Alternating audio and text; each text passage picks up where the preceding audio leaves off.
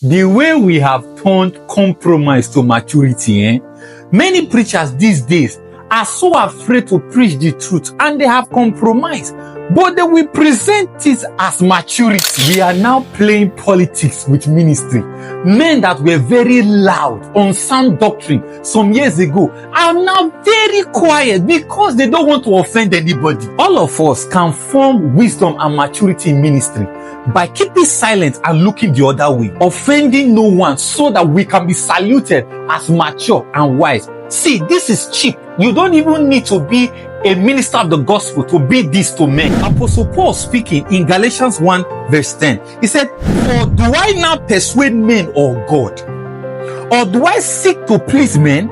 For if I yet please men, I should not be a servant of Christ." You can't be pleasing men. The message of the cross is an offense. It comes with persecution.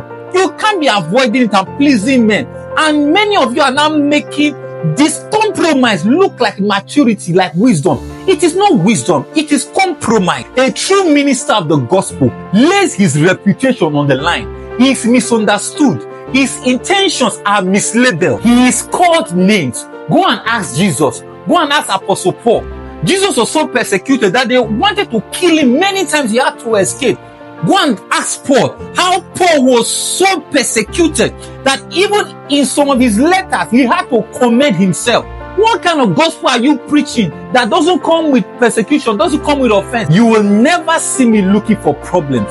I love peace and charity so much, but I have no regret or apology for speaking against disastrous teaching. Everyone has the right to do this, and the written word is our authority. It takes a lot of guts for me personally to do this, because naturally I love peace. You will never find me whining people to make people enemies or to fight another person. Never. I hate strife so much.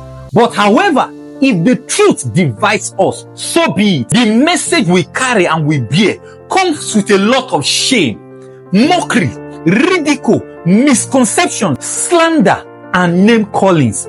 But we must bear all this with gladness in our heart. You should not try to be winsome by twisting scriptures so as to be celebrated by those people who reject truth. No, it is too costly. We have no such mandate from Christ.